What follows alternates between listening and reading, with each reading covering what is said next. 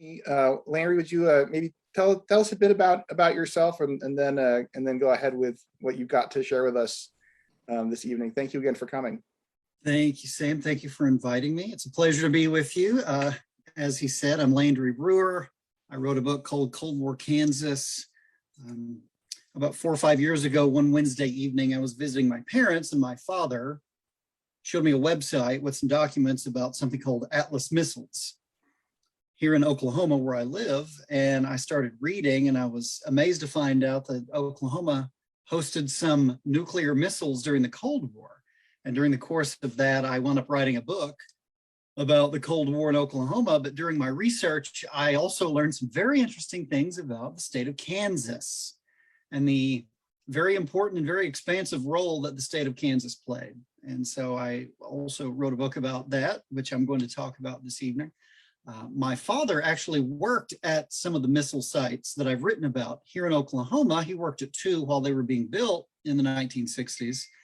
And when my parents got married, my mother was living in Oklahoma. My father was actually living in Topeka, Kansas, and he was working up there at with the missile program there. And so I have a little bit of experience through my father, through his reminiscences, and how I got started on all of this, ironically, was my father showing me this. So I teach at Southwestern Oklahoma State University, the Sayre campus. I teach history, and I love discussing the Cold War. It's a very exciting period. I love teaching it. I love researching it, writing about it, and getting to talk to people like you. And I thank you for dialing us up, and hopefully you won't be too disappointed. I'm going to try to share my PowerPoint, if I can make that wonderful thing happen. There we go. Though the United States and the Soviet Union were allies during World War II, we quickly became adversaries when the war ended in 1945. In March 1946, former British Prime Minister Winston Churchill gave a speech at Westminster College in Fulton, Missouri.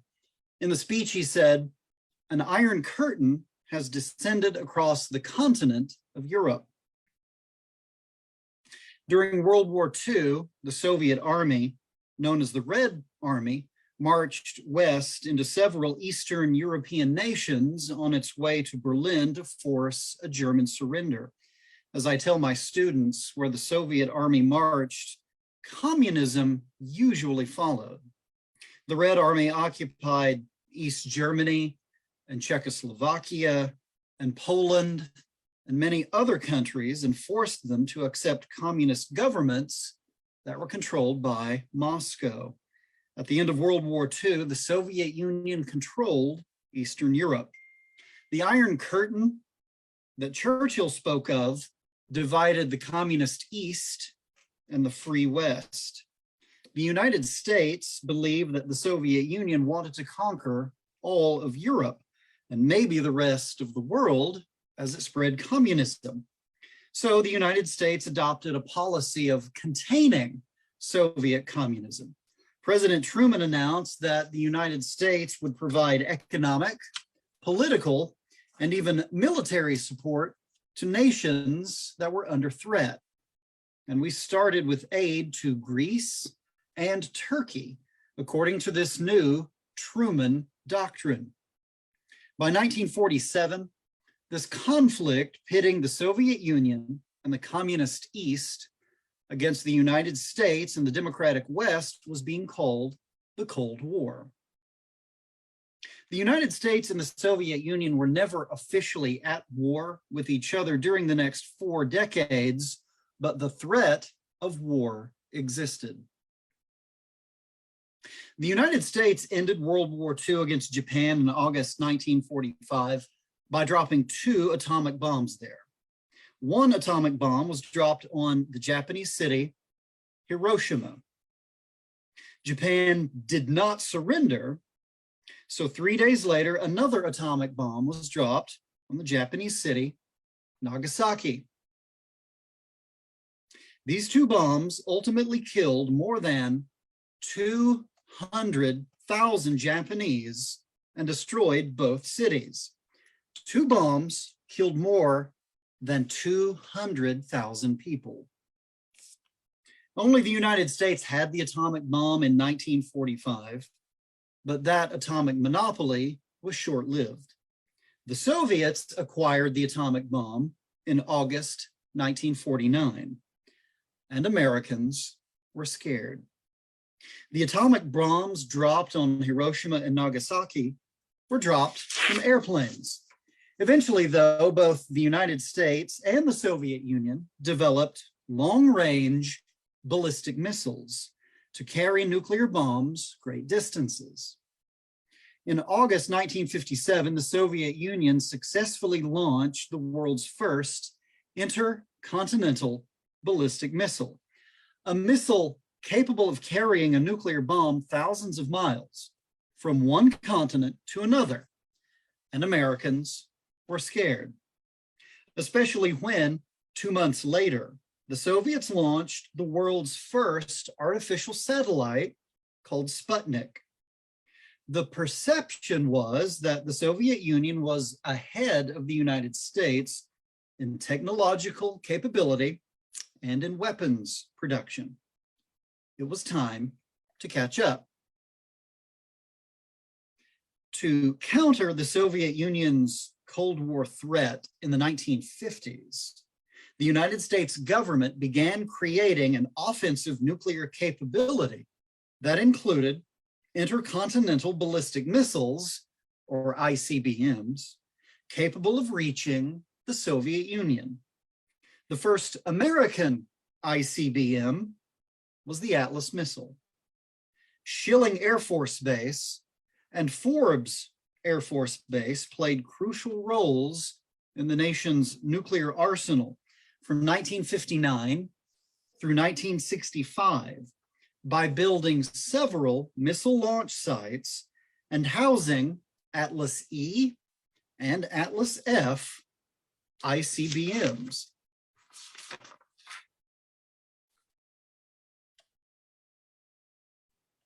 Topeka learned in October 1958 that Forbes Air Force Base would operate the Atlas E missile and that 9 launch sites would be built in nearby locations.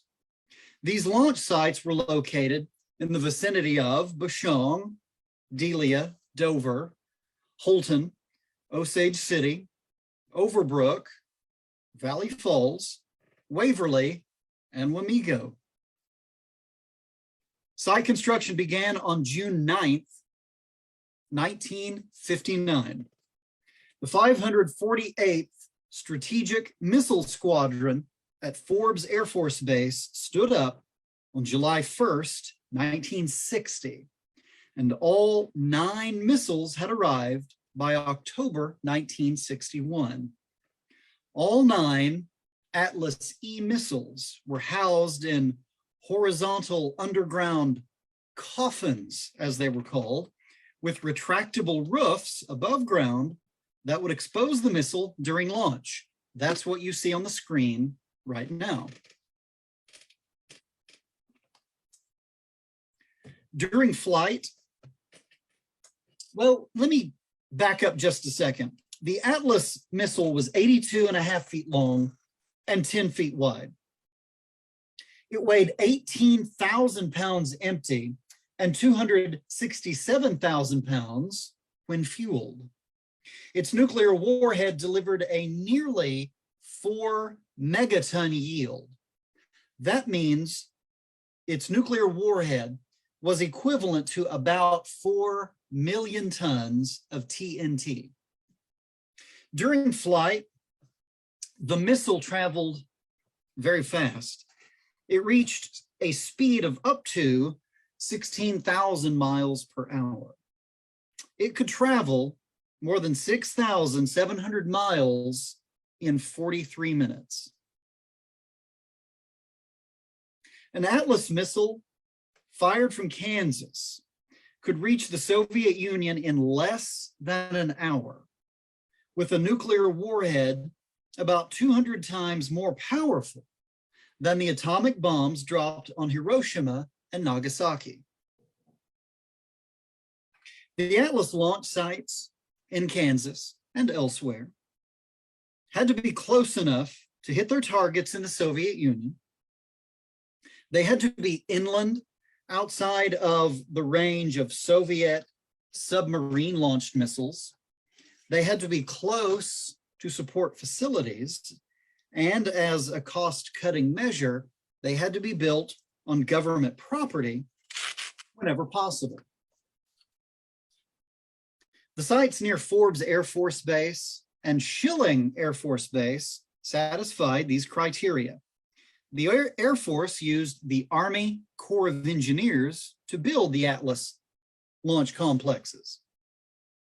The most sophisticated among the Atlas missiles, the Atlas F, was created to be housed in deep, hardened underground silos to protect them against possible Soviet nuclear attack. Constructed of the strongest possible concrete poured over rebar, each silo was 174 feet deep with a diameter of 52 feet, and each was entirely below ground. Each silo housed a missile with an extensive steel structure, the crib, which was attached to the silo walls by 4 extremely large springs that allowed for routine missile maintenance.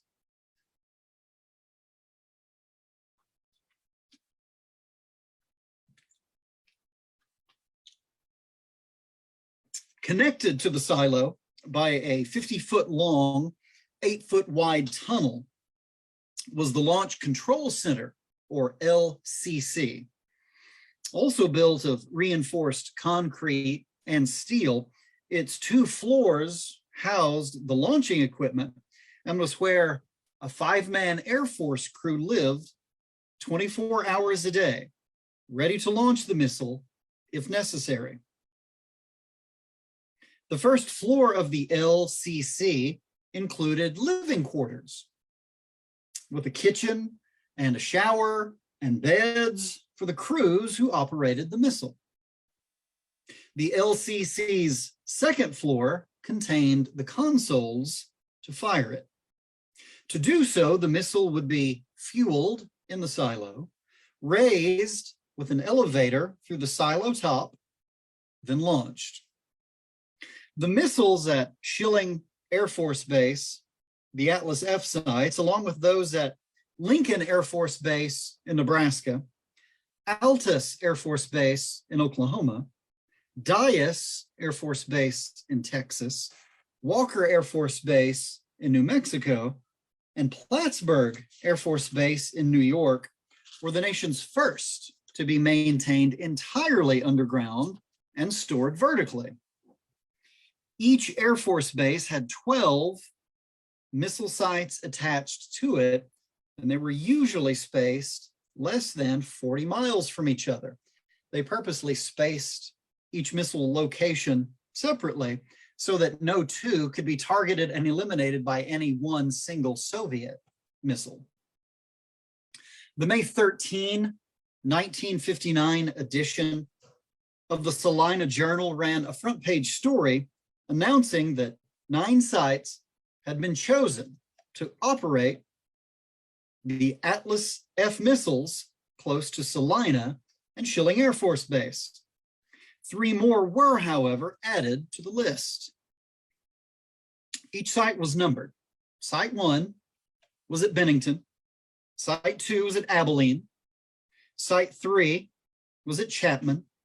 Site 4, Carlton. Site 5, McPherson. Site 6, Mitchell. Site 7 was at Kannapolis. Site 8 at Wilson. Site 9, Beverly. Site 10, Tescott. Site 11, Glasgow. And Site 12, Minneapolis. Each silo required extensive digging. Once the silo was dug, its wall would be created to house the missile and the multi-story steel structure that would surround it and allow it to be serviced. Then the vertical steel crib 15 stories tall, was built inside the silo to surround the missile and provide space to store its peripheral equipment necessary for maintenance and operation. Though many people who lived near the missile sites were happy to find jobs constructing them, and states enjoyed the millions of dollars that their construction pumped into their economies, some local residents were unhappy with the missile site's arrival.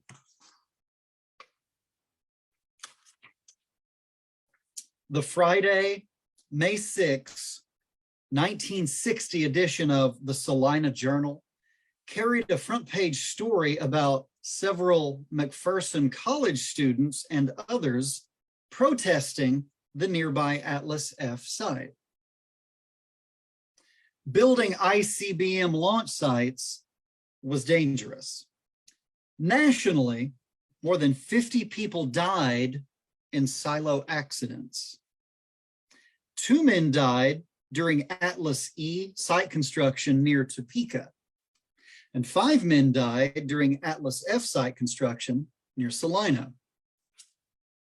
A carpenter from Ozark, Missouri died when a wooden form weighing hundreds of pounds, used for shaping poured concrete to create silo walls, dropped from 40 feet above and fell on his head at the Carlton Atlas F site. Another man died when the truck loaded with concrete that he was driving from the Minneapolis site to the Wilson site ran off the road into a ditch, rolled, and caught fire. Barely more than 2 months later, a third man fell about 165 feet to the bottom of the Minneapolis silo. The following month, a steel worker at the Glasgow site also died after falling more than 150 feet inside the silo there.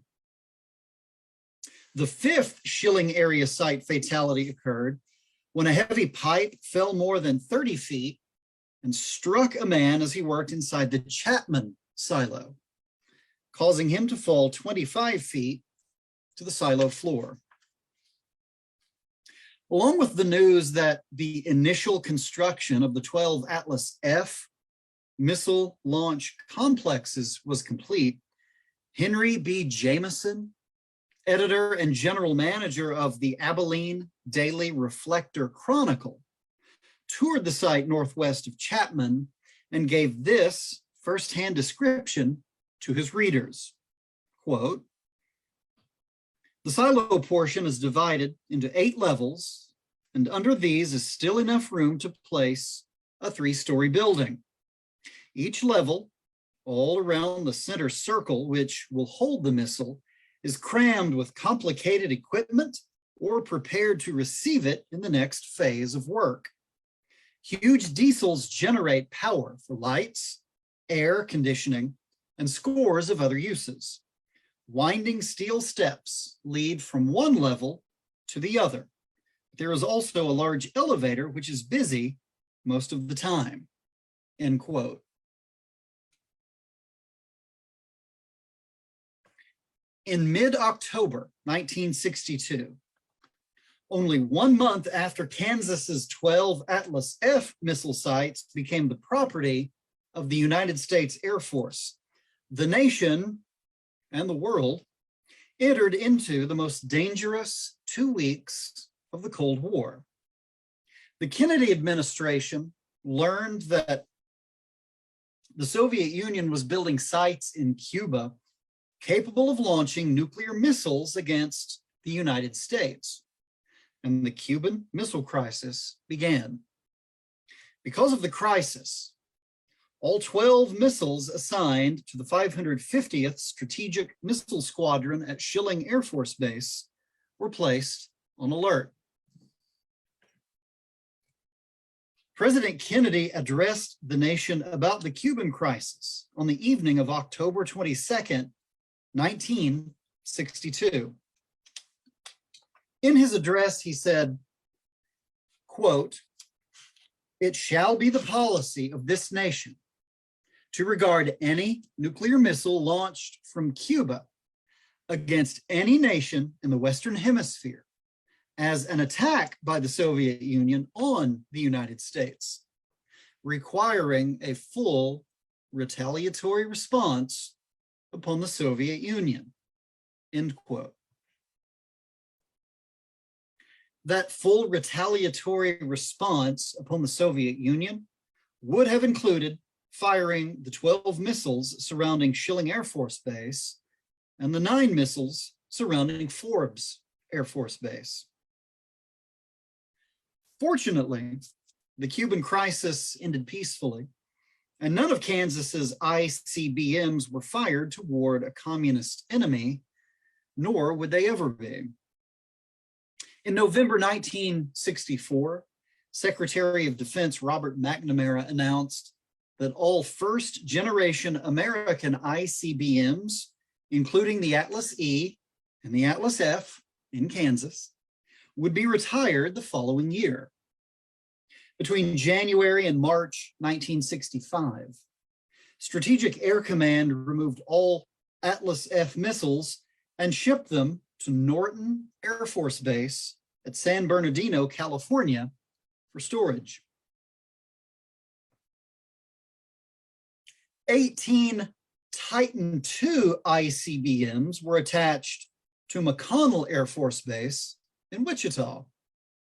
The nation's largest ICBM, the Titan II, was 108 feet long and 10 feet wide. Its 9 megaton nuclear warhead, more than twice as powerful as the Atlas F warhead, was the most powerful warhead of any American missile. Each Titan II warhead contained 3 times the explosive power of all bombs dropped during World War II, including both atomic bombs. Each Titan II warhead contained that amount of destructive power. The Air Force assumed control of the final McConnell area Titan II silo on January 31st, 1963. All 18 McConnell sites were deactivated by August 8, 1986.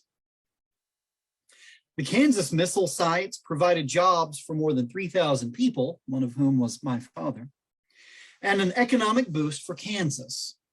Most importantly, the Kansas missiles kept all Americans safe during the most dangerous period in the history of the world. In June 2017, my father and I visited one of the 11 Atlas F missile sites located in southwest Oklahoma. I wanted to go along to view the site and to take photographs, and I took my father with me just in case the fellow who owned it tried to kill me and throw my body in the bottom of the silo. I thought perhaps my father could call for help and help me out. Fortunately, that did not happen. So Dad and I went to this location, June 2017, a very warm day in Oklahoma. Here is a photograph of myself on the left and the gentleman who owns the location in the white t-shirt. He lives in this former Atlas missile silo. Specifically, he lives in the Launch Control Center, the old LCC. This is his front door. It was the entrance and exit for all personnel who entered and exited this particular missile site from the Air Force and otherwise in the 1960s, from 1962 to 65 when they were operational. There is the backside of that door that you just saw the outside of, and you begin to walk down several steps. You go down steps and turn and go down steps and turn. And even though it was a very warm June day, by about 10 feet below ground, it got very cool and very comfortable. There is one of the doors, the blast doors. Now remember, each one of these Atlas F missile sites, whether it was in Oklahoma or their identical twins in Kansas, each one was built to theoretically withstand a nuclear blast at the surface. On the left, you see the image that I showed you earlier, the artist's rendering of an Atlas F silo and the LCC attached by the tunnel. Here is the rendering of the entrance that I just entered, going down, down, turn, go down and down and down and down, about 30 or 40 feet underground. Here's the Launch Control Center. Here's the tunnel connecting the LCC to the silo where the missile is located.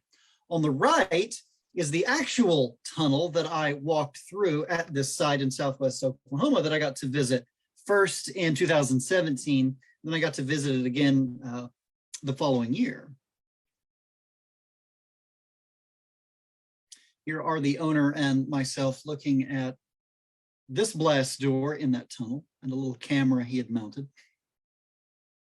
Here is the silo wall. And I wanted to show this photograph in particular because down to about 30 feet, the silo wall of each Atlas F missile site location from corner to corner was 9 feet thick, made of extremely reinforced concrete poured over very thick rebar. Now down to about 30 feet, the silo wall was 9 feet thick, but then the wall tapered downward. And at the 174-foot mark at the very bottom, the wall was only 2.5 feet thick. Here, I am looking over the edge into the abyss, into the silo. The 174 feet deep silo had about 100 feet of water in it at that point. Seepage has been a problem in these locations since the Air Force abandoned them in the mid-1960s.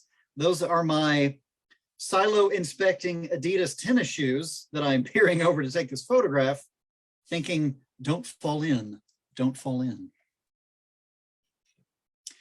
During this most dangerous period, all Americans, including Kansans, learned to live with the threat of nuclear war. To increase the likelihood of survival if nuclear war came, national, state, and local civil defense organizations took steps to protect the public. Kansas's communities prepared to survive a nuclear attack.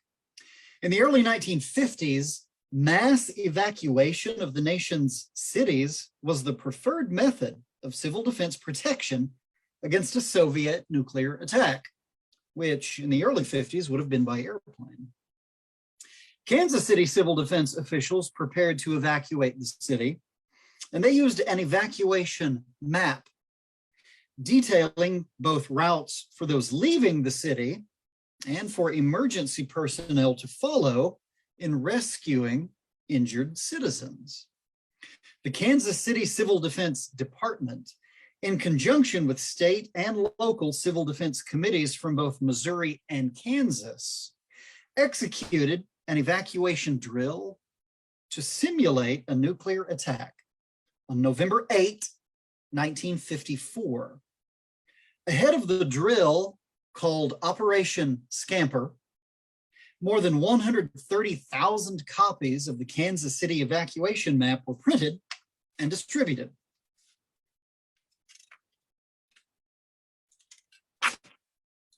Following the drill, Kansas City civil defense officials admitted that they had failed to formulate plans to evacuate hospital patients or prisoners. And the Civil Defense Committee instructed any Kansas Cityans caught unprepared in an actual attack to, quote, lie down against the nearest wall, cover your face with your arms, and leave the rest to Providence, end quote. The Encyclopedia of the Great Plains characterized such civil defense efforts as little more than a psychological salve for the American populace, because President Eisenhower's administration realized by the middle of the 1950s that nuclear war meant national suicide. Nevertheless, the administration continued to promote the myth of personal responsibility for civil defense in order to avoid demoralizing the American public. So said the Encyclopedia of the Great Plains. Salina participated in a 3-day nationwide civil defense drill that began Tuesday, May 3rd, 1960. Some of the city's schools practiced evacuating buildings in conjunction with the drill, but because participating would have interrupted some students' lunches, the high school did not participate. A story about the drill in the Salina Journal conveyed that this test was the most elaborate test so far of the Conelrad system, which aims to confuse enemy bombers. And it explained that Conelrad stands for Control of Electronic Radiation. Local radio stations changed from normal frequencies to designated 640 and 1240 that Tuesday at noon, and carried a recorded statement by President Eisenhower. President Kennedy assumed office in January 1961, appearing to view civil defense more urgent than President Eisenhower. Early in his presidency, the newly established Office of Civil Defense began a nationwide survey to identify existing buildings to be used as fallout shelters and to stock them with supplies. Fallout shelters were intended to protect citizens from radioactive nuclear fallout, which is what remains in the air after a nuclear explosion. If the Soviet Union had attacked the United States with nuclear bombs, even Americans who avoided injury or death due to an explosion would have needed protection from drifting radioactive fallout until it decayed and no longer posed a threat. Shelters were intended to provide that protection. To qualify as a public shelter, a space had to accommodate a minimum of 50 people, include 1 cubic foot of storage space per person, and protect against radiation. The Defense Supply Agency within the Department of Defense provided supplies to local governments, which assumed responsibility for stocking shelters in their area. The Department of Defense created the Federal Fallout Shelter Sign in December 1961, and one was placed on each shelter that met the federal government's criteria. Evacuation was an option for Salina in case of a Soviet attack in late 1961. Assistant Civil Defense Director Paul Bryant explained that the city's evacuation routes could be used to relocate Salina's citizens, including children and hospital patients, if an attack was believed to be imminent. Bryant was confident that Schilling Air Force Base would be targeted. Quote, "An enemy would try to hit it," he said. "The missile sites now are under construction make this true of other parts of Kansas too. Topeka and Wichita, for example, must be considered prime targets." In light of Cold War tensions, heightened by the Berlin crisis war scare of 1961, Nobel Prize-winning Professor Willard F. Libby authored a 15-part series of articles for the Salina Journal titled, "You Can Survive Atomic Attack." The 12th installment encouraged parents to allow their children to become familiar with the family's fallout shelter. He even recommended that children be allowed to simulate living in it to prepare for the time when they would have to, or if only public shelters were an option, to let their children know their location. In addition to the necessities of life, shelters should be stocked with favorite children's games and toys to occupy their time and fight boredom during confinement, which could last up to 2 weeks, it was believed. Libby also recommended that parents provide their children sedatives to calm anxieties and induce sleep to pass the critical hours. The Office of Civil Defense issued food guidelines in June 1964 for federally stocked fallout shelters. Though 1,500 calories consumed per day was determined to be sufficient to sustain daily activity for an individual, the government believed that healthy persons can subsist for periods up to the maximum anticipated confinement of 2 weeks under sedentary conditions on a survival ration of 700 calories per day. That makes me hungry just thinking about it. The Armed Forces Food and Container Institute chose 4 items with which to stock shelters: the survival biscuit, the survival cracker, the carbohydrate supplement, and the bulgur wafer. They were packaged separately in sealed cans with an estimated shelf life of between 5 and 15 years. What you see on the screen is 2 different photographs of the same carbohydrate supplement can that I have. Here in Elk City, Oklahoma, where I live, the local fire department, which oversees civil defense, was clearing out old storage, a building near the city's municipal airport that stored leftover Cold War civil defense supplies, including leftover food that had been in storage since the 1990s.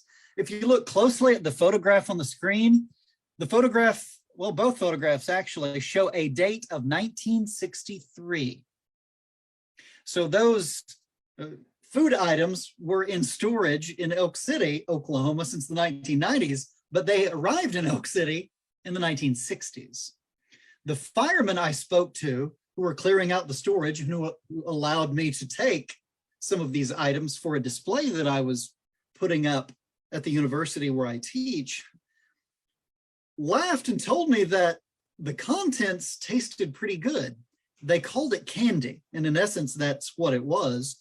And I'm not sure that they were kidding. I think they may have been telling the truth when they said that they tried the carbohydrate supplement candy and it still tasted pretty good.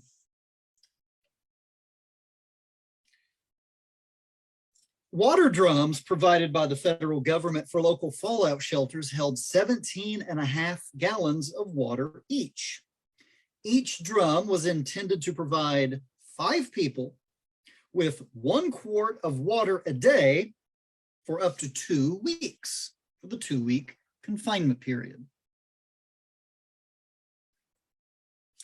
The federal government also stocked public shelters with sanitation kits and medical kits, and usually radiation detection equipment as well.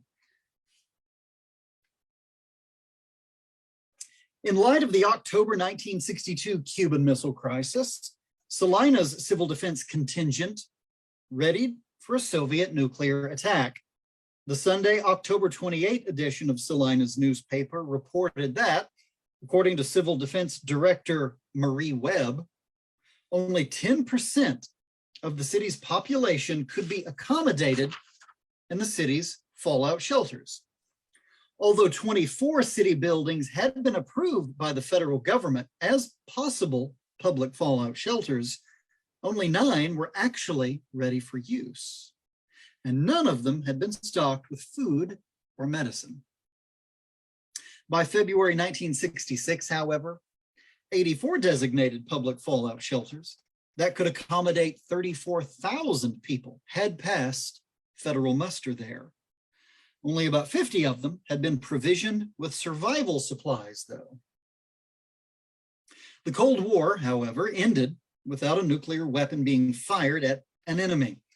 The anticlimactic ending stood in stark contrast to decades of danger, fear, and at times panic that gripped Kansans, especially during the crisis years of the early 1960s, as the Cold War entered its most dangerous period, the apex of which was the Cuban Missile Crisis of October 1962, when the world stood on the precipice and looked into an abyss. Civil defense preparedness became ingrained in Kansas's collective consciousness as the state's communities joined national civilian preparedness efforts to survive a nuclear attack during the Cold War's most dangerous years.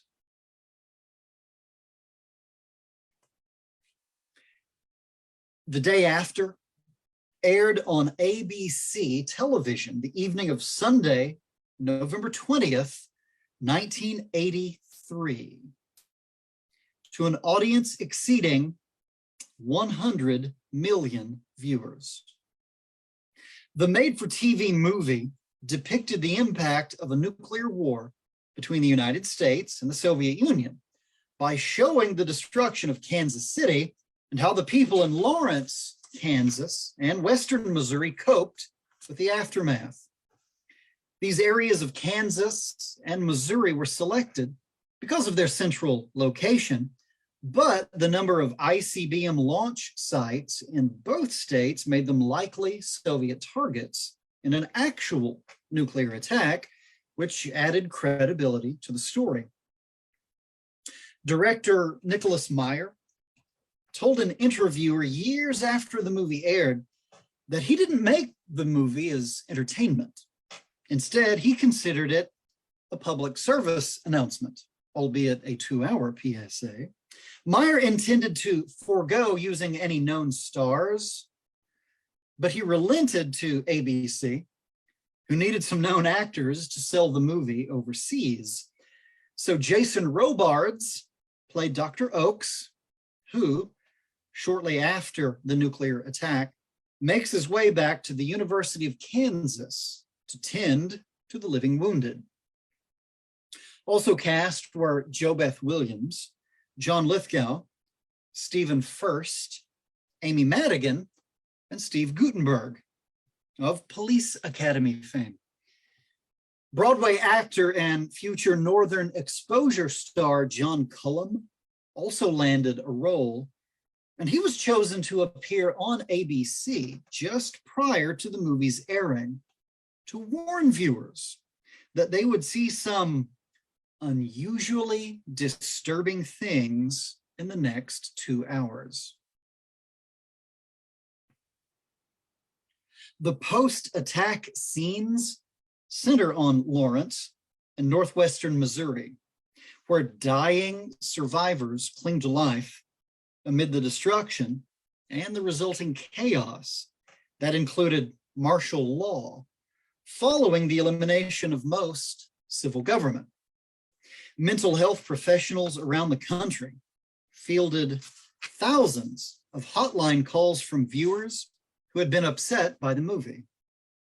ABC News also aired a special broadcast as soon as the movie ended that included political pundits and scientists who discussed the possibility, causes, and likely consequences of an actual nuclear war.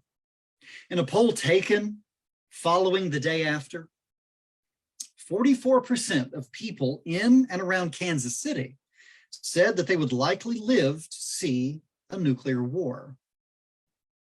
Much of the movie's cast, including University of Kansas faculty and students, were locals. By the movie's end, most of the characters played by Kansans had died or were barely alive. The movie's final hour depicts the nuclear attack on Kansas City and the aftermath of survivors. And ABC did something exceedingly rare.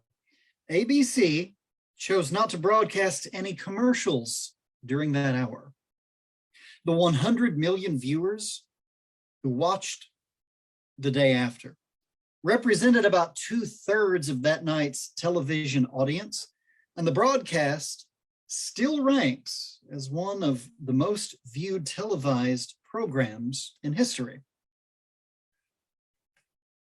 Retired University of Kansas theater professor Jack Wright cast the movie's extras, and a stepdaughter played the role of 12-year-old Jolene. In a 2018 interview, Wright described how Allen Fieldhouse, where the University of Kansas basketball teams play home games, was filled with cots to shoot scenes for the movie's dying fallout exposure victims. According to Wright, in addition to reminding the amateur actors who filled the extra roles not to look at the camera during filming, director Nicholas Meyer also told the Kansans that in the event of a real nuclear war, quote, "Nobody would leave this room alive. You're on your last legs." The attack on Kansas City includes bright flashes as mushroom clouds ascend after explosions, which is when government footage of actual missile tests supplement the Hollywood nuclear simulations. And viewers see a rapid fire series of skeletonized people instantly killed in the midst of everyday activities. In a 2017 article about the movie that aired when he was only 5, commentator Sean O'Neill wrote why the movie so affected him after so many years as an adult. Quote, "Maybe it's the sentimentality brought on by New Parenthood, but I haven't been able to shake the image of a mother holding her baby as they're transformed into glowing X-ray skeletons evaporated in an instant."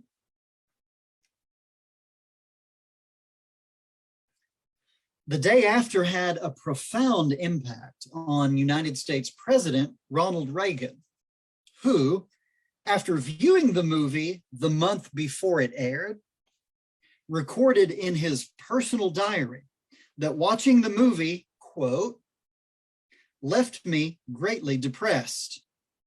My own reaction was one of our having to do all we can to have a deterrent and see there is never a nuclear war."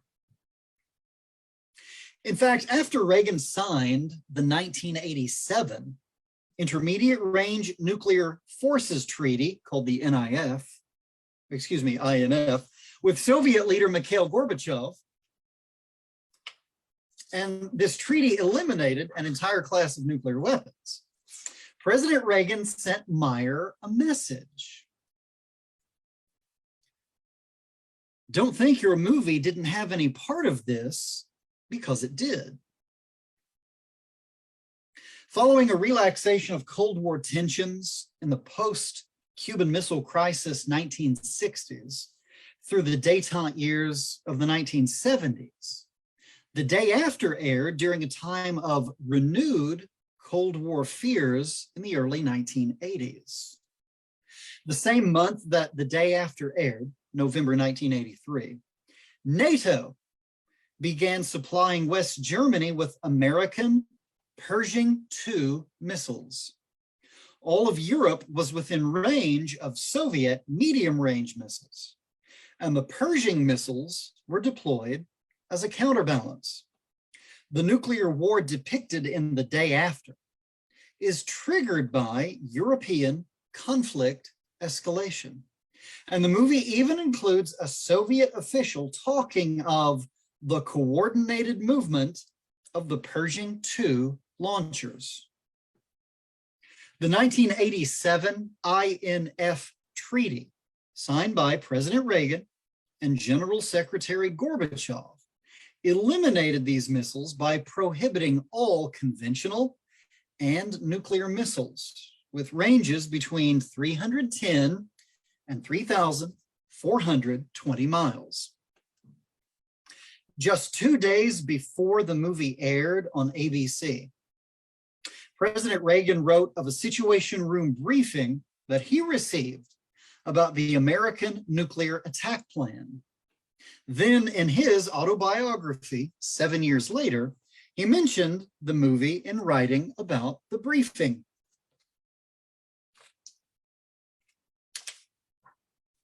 Quote, "Simply put, it was a scenario for a sequence of events that could lead to the end of civilization as we knew it. In several ways, the sequence of events described in the briefing paralleled those in the ABC movie. Yet there were still some people at the Pentagon who claimed a nuclear war was winnable. 2 days after the movie aired, Secretary of State George Shultz appeared on an ABC program. Shultz said that the day after was a vivid and dramatic portrayal of the fact that nuclear war is simply not acceptable, and that the United States possessed its stockpile of nuclear weapons to deter war. Secretary Shultz also said that the United States intended to pursue a policy of not just reducing its nuclear arsenal, but hopefully eliminating it. The INF Treaty eliminating intermediate range missiles was a move in that direction, and a move toward ending decades-long conflict between the world's two superpowers. Gorbachev recognized the significance of the INF Treaty. He wrote in his memoir that the INF Treaty represented the first well-prepared step on our way out of the Cold War. By his own admission, the day after encouraged President Ronald Reagan to sign the historic 1987 INF Treaty that, according to Soviet leader Mikhail Gorbachev, helped bring about the end of the Cold War. Kansas was central to a movie that played a very important role in moving the world away from nuclear annihilation and toward peace. Kansas's Cold War efforts were among the nation's most important, with 3 of the state's 5 military installations serving as hubs for ICBMs. Kansas hosted more Air Force bases that operated ICBMs than any other state. Kansas missiles were part of the nation's awesome nuclear deterrent that moved Soviet leader Nikita Khrushchev to plead with President Kennedy during the October 1962 Cuban Missile Crisis to pull back from the brink and avoid civilization-ending nuclear war. In Abilene native Dwight D. Eisenhower, Kansas provided one of only 2 Cold War United States presidents to serve 2 full terms. His presidency witnessed repeated nuclear war scares over the Suez Canal, the Taiwan Strait, Southeast Asia, and the divided city of Berlin in communist East Germany. A soldier who succeeded like no other in waging World War II, Kansas native Dwight Eisenhower succeeded equally well in maintaining the peace as president.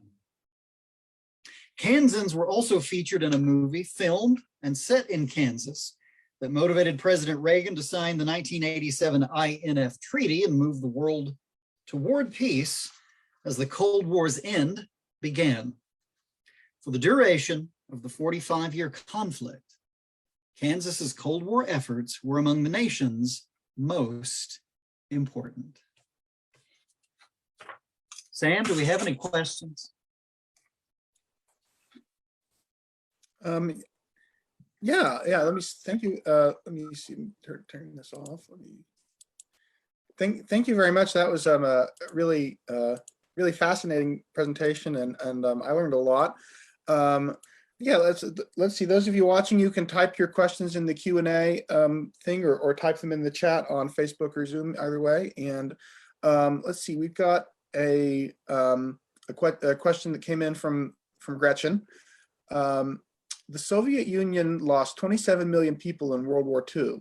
When that war ended, Stalin's theory was that each winning power, US and USSR, would follow what had been US policy in the Western Hemisphere, which was respecting that each had a sphere of influence that consisted of neighboring nations, that being all of the Western Hemisphere for the US. That was not an unreasonable expectation, wouldn't you agree? They wanted to never again be invaded like they were in World War II and experience such incredible loss of life. So what are your thoughts on that comment there? That is true enough. Was it George Kennan, the American diplomat, the virtual father of the containment policy, who said that the Soviets' neighbors were viewed as either vassals or enemies. They had been repeatedly invaded and rightfully wanted, of course, safety, and they wanted buffer states. Of course, what we know is at the Yalta Conference in February of 1945, President Roosevelt, shortly before his death, and Winston Churchill got Stalin to agree to join the war effort against Japan within 3 months after Germany's surrender. Stalin said that in turn, he wanted to maintain a sphere of influence in these locations like Poland and the other Eastern European nations through which the Red Army had marched and was occupying and would force to accept communism. And FDR and Churchill, of course, said, well, you may continue to enjoy that kind of influence so long as you allow Poland and others to hold free elections. And Stalin said, well, of course we will allow free elections, by all means, never intending for elections to result in anything but communist governments there, as subsequent actions showed. Were Soviets paranoid? Boy, George Kennan certainly believed that the Soviet mindset, which grew out of the Russian mindset, which was expansionistic, but was also paranoid. Stalin, the most paranoid individual of them all, I do believe, rarely speaking, sleeping in the same bed more than 2 nights in a row.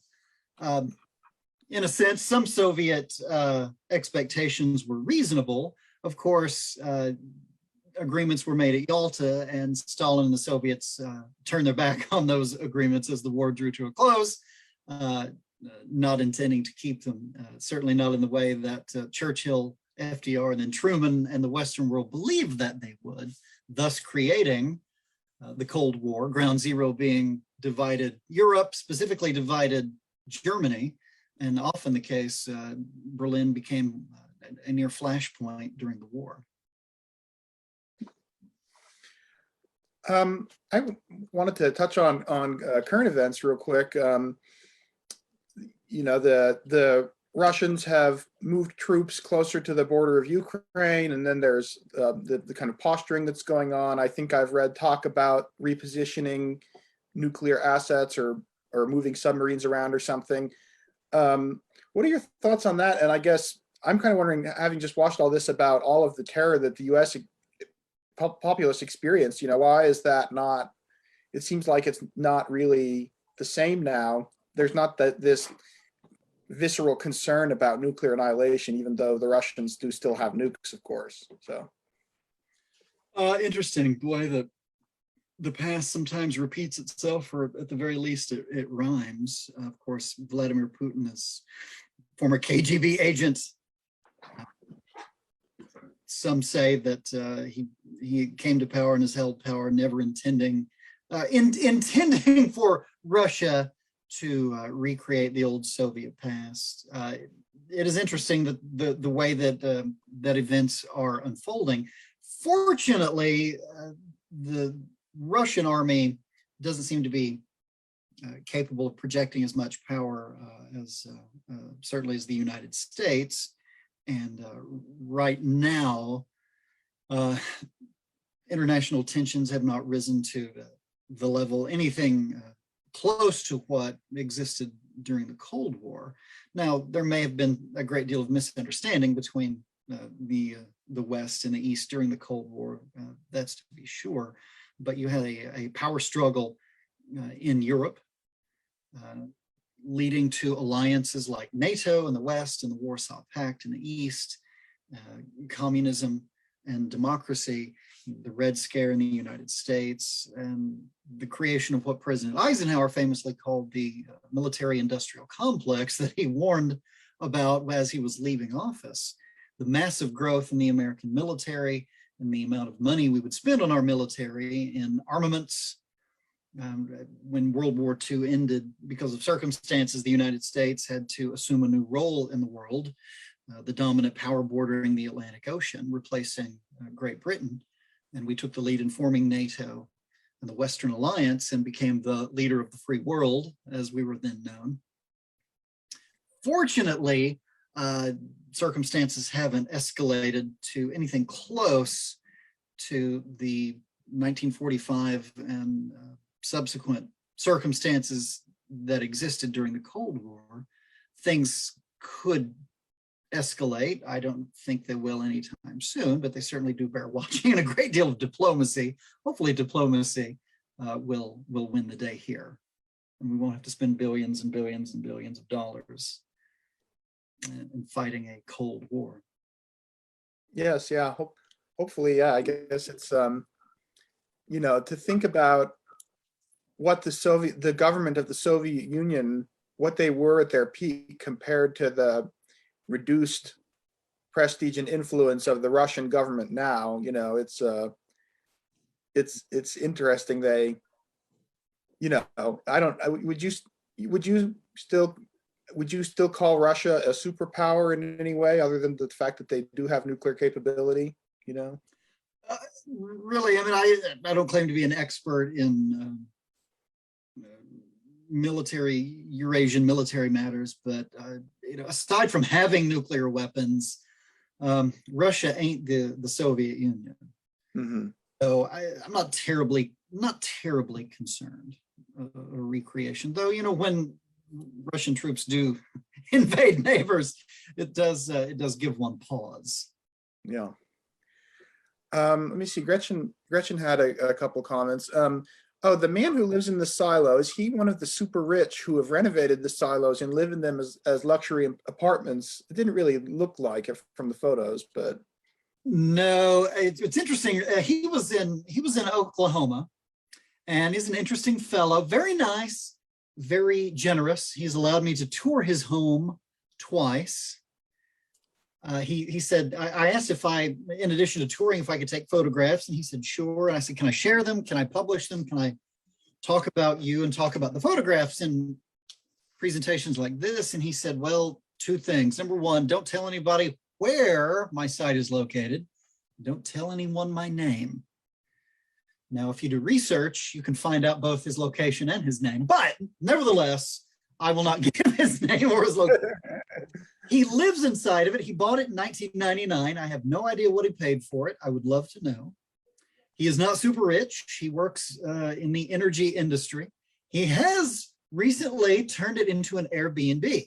yeah. Well, what you can read about in Cold War Kansas is some of the interesting things that have happened to some of the abandoned Kansas Atlas missile silos being turned into luxury condominiums and doomsday survivalist living quarters for the wealthy. Very interesting outcomes for those. And down here in Oklahoma, much less interesting. Most of them are just abandoned. There are some school sites, some public school districts that own, I know of at least a couple public school districts that own various missile sites down here. And I know that happened in Kansas as well, because I included it in the book, but nothing really exciting happening in Oklahoma, like with what happened in Kansas with those Atlas silos and LCCs. Yeah, well, and then another comment from Gretchen. I taught in Latvia soon after the end of the Cold War and was interested in my students' account of their fallout shelters and drills in schools because they expected the US to attack. Found that fascinating. So I guess, did you learn anything much about the Soviet/Russian side of the Cold War and how the public felt?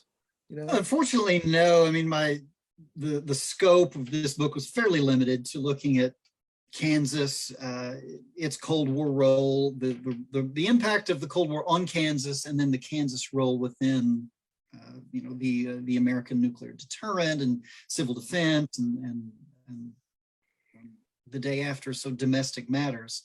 It's very interesting, but actually my knowledge of what happened inside the Soviet Union during those years is fairly limited. It is interesting when you have accounts like that, and I've come across a few documentary accounts where the Soviets believed that we were going to attack, just like we believed the Soviets would attack. Now, there is an account in the book, was the 1980s. Approximately, it was in the early 80s, sometime around the day after, when the Soviets, someone mistook, what was it? Was it incoming birds? It's been too long since I wrote it. for an American missile. And one fellow decided it must have been a mistake, the radar information notwithstanding, and chose not to fire what would have been considered a retaliatory response. Unfortunately, that didn't happen. And that fellow is mentioned in the book. The name escapes me at the moment, the specific circumstances. I wish I knew more about the Soviet side of things, though. Yeah. So I wanted to ask two more things. One is about your book. Where people can buy it. Of course, is an important thing.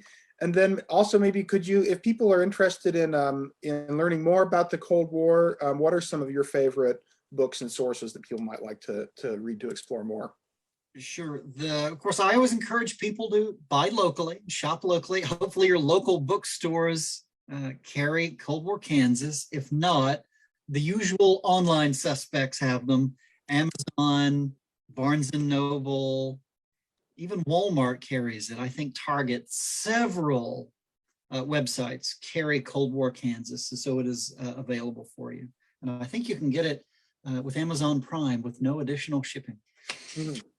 As far as books, wow, there's so many. I am a sucker for a good biography. Any books adequately covering the Truman, Eisenhower, and Kennedy years in particular. So interesting. I've read and reread and reread 13 Days, which was Robert Kennedy's memoir of the Cuban Missile Crisis, a little self-serving, focusing on the Kennedy family and Robert as he was gearing up to run for president in 1968. However, any good biography. I've also enjoyed reading the memoirs, 2-volume memoirs of George Kennan, the fellow I alluded to earlier. He was the veritable father of the policy of containment during the Truman administration. George Kennan's memoirs, very, very interesting. Wow, so many books. The biographies of Eisenhower, of Truman, so fascinating to read about the early years of the Cold War as it was beginning and American foreign policy taking shape. One of the books that I reference at the end of Cold War Kansas is written by a fellow named Clark Clifford, who was a longtime aide to Democrats in Washington, D.C., including President Truman. And so he was there with President Truman, and Clark Clifford wrote a book, and the book was published in the 1990s, I do believe. And he made the point that American foreign policy throughout the Cold War was incredibly static, that regardless of the political party occupying the White House, foreign policy vis-a-vis the Soviet Union changed very little. Containing Soviet expansion, standing up to the Soviets, building up a strong military, and supporting our friends in NATO. Regardless of political party, those were the tenets of foreign policy from President Truman in 1945 until the Cold War's end in 1991 under President George H.W. Bush. And that really is an amazing, having a common enemy really can be a centripetal force, a unifier, at a time when foreign policy typically found a greater deal of unanimity than we have today, when politics did in fact stop at the water's edge, or was more likely to. Yeah. All right. Well, thank you again. Really enjoyable, fascinating presentation. And I'll have to go seek out this movie, the TV movie that you talked about. I'd never even heard of that before. So that sounds really really cool. It's on YouTube. I do believe. Disturbing, I suppose, but cool. So, it was people my age and older who saw it. They were very frightened by it. Very. Well, thank you again, and we'd love to have you back anytime. Thanks so much for being with us. Thank you for having me. I thoroughly enjoyed it. Great. All right. Well, have a good evening, everybody. Bye-bye.